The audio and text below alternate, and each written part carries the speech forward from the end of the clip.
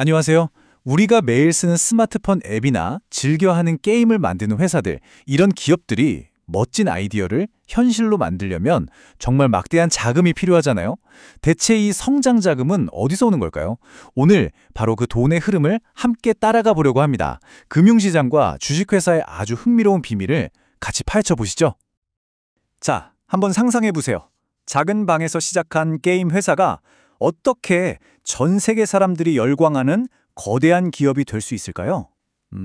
이건 절대 마법이 아니에요. 여기에는 바로 돈의 흐름을 정확하게 알려주는 아주 특별한 보물 지도가 필요하답니다. 네, 바로 이 지도가 기업이라는 배가 자금이라는 보물이 있는 섬을 향해 어떻게 항해하는지 보여주는 거죠. 이 여정이 우리를 어디로 데려갈지 지금부터 저와 함께 지도를 펼쳐보겠습니다. 교수님, 방금 말씀하신 그 돈의 지도라는 거요. 구체적으로 어떤 모습인지 궁금해요. 기업의 돈은 대체 어떤 길을 통해서 들어오고 또 나가는 건가요? 자, 바로 이 그림이 우리가 오늘 탐험할 지도입니다. 좀 복잡해 보일 수도 있지만 이게 바로 기업과 금융시장 사이에 돈이 어떻게 흐르는지 보여주는 핵심적인 그림이에요. 한번 보세요. 먼저 기업이 금융시장에 증권을 발행해서 자금을 조달하고 그 돈으로 자산에 투자해서 새로운 현금을 만들어내죠. C. 그리고 그 돈의 일부는 다시 회사에 재투자되고 E. 나머지는 처음 돈을 빌려준 투자자들에게 돌아가는 F. 이 전체적인 순환 과정 보이시나요? 이제 한 단계씩 차근차근 뜯어보겠습니다. 첫 번째 단계 A를 볼게요.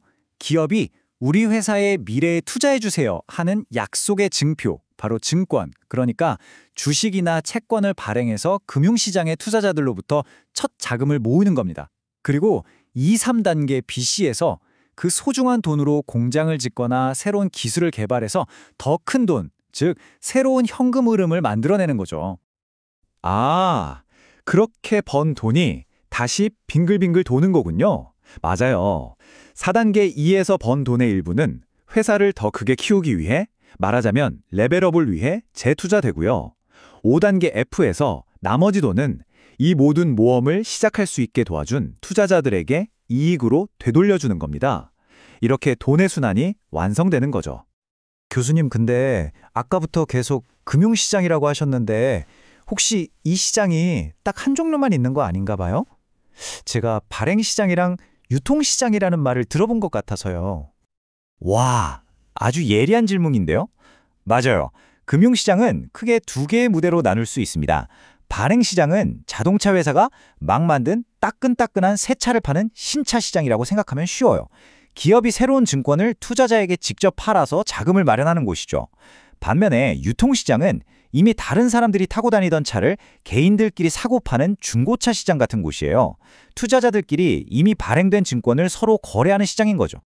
여기서 정말 중요한 포인트는 오직 발행시장에서 거래가 이루어질 때만 기업에게 직접 돈이 들어간다는 사실입니다.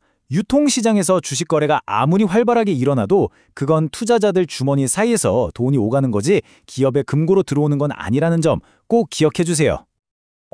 그럼 이상한데요? 회사에 직접 돈이 들어가는 것도 아닌데 왜 뉴스 같은 데서는 유통시장에 대해 그렇게 중요하게 이야기하는 건가요? 바로 유동성 때문입니다. 유동성이란 쉽게 말해 현금으로 바꿀 수 있는 능력이거든요. 유통시장은 투자자들에게 이 주식 나중에 언제든지 팔 수 있어 라는 믿음을 줍니다. 만약 내가 산 주식을 되팔 시장이 없다면 누가 불안해서 선뜻 새 주식을 사려고 하겠어요? 그쵸? 바로 이 유동성 덕분에 수많은 투자자들이 안심하고 시장에 참여하고 그 결과 시장 규모가 우리가 상상하는 것 이상으로 커지는 겁니다. 이 규모를 한번 보세요. 정말 입이 떡 벌어지죠. 2018년 기준으로 미국 주식시장 하나만 해도 시가총액이 무려 30조 달러가 넘었어요. 바로 옆에 있는 일본과 중국 시장을 합친 것보다도 훨씬 큰 규모입니다. 이 차트만 봐도 전 세계 투자자들이 모여드는 이 놀이터, 유통시장에서 얼마나 어마어마한 돈이 움직이는지 한눈에 알 수 있죠. 와, 진짜 상상도 못할 규모네요. 그럼 이렇게 거대한 시장들은 전부 다 똑같은 방식으로 돌아가는 건가요? 아니요, 그렇지는 않아요. 거래가 이루어지는 방식에 따라 크게 두 가지 얼굴을 가지고 있습니다. 먼저 뉴욕증권거래소 NYSE처럼 경매 시장이 있어요. 여긴 특정 장소에 사람들이 모여서 이 가격에 살 사람, 저 가격에 팔 사람 하고 외치며 구매자와 판매자를 직접 연결해주는 우리가 영화에서 보던 그런 전통적인 방식이죠. 반면에 나스닥 같은 딜러 시장은요. 딜러들이 컴퓨터 네트워크상에서 각자 나는 이 가격에 살게, 나는 이 가격에 팔게 하고 가격을 올려놓고 거래하는 전자상거래 방식이라고 생각하시면 됩니다. 네, 그래서 세계 금융의 심장이라고 불리는 뉴욕 증권거래소는 전통적인 경매 방식을 대표하고 우리가 잘 아는 수많은 기술 기업들이 상장되어 있는 나스닥은 첨단 전자 네트워크 기반의 딜러 방식을 대표합니다. 이 두 시장이 바로 세계 경제를 움직이는 거대한 두 축인 셈이죠. 아하, 이제 좀 전체적인 그림이 그려지는 것 같아요. 그러니까 기업은 발행시장에서 사업에 필요한 돈을 구하고 우리 같은 투자자들은 유통시장에서 그 기업의 가치를 서로 사고 파는 거군요. 근데 교수님, 이 엄청나게 크고 복잡해 보이는 시스템이 사실 우리 일상생활과 무슨 상관이 있는지, 왜 중요한 건지 잘 와닿지는 않아요. 바로 이 금융시장이 우리 사회를 계속해서 앞으로 나아가게 하는 강력한 엔진이기 때문입니다. 한번 생각해 보세요.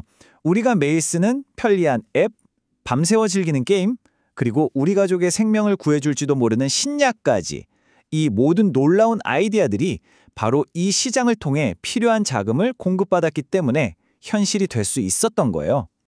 다시 말해, 금융시장은 멋진 아이디어를 가진 사람과 그 아이디어를 실현시켜줄 돈을 가진 사람을 연결해주는 튼튼한 다리 같은 역할을 하는 겁니다. 그리고 이 다리를 통해 흐르는 돈이 바로 우리의 미래를 만들어가는 혁신의 생명줄인 셈이죠. 자, 이제 자본이 아이디어를 만나 우리의 미래를 만들어가는 그 길이 좀 보이시나요? 그렇다면 마지막 질문은 여러분의 몫입니다. 여러분은 어떤 기업의 여정을 그리고 어떤 미래를 응원하고 투자하시겠습니까? 오늘 설명은 여기까지입니다. 함께해 주셔서 감사합니다.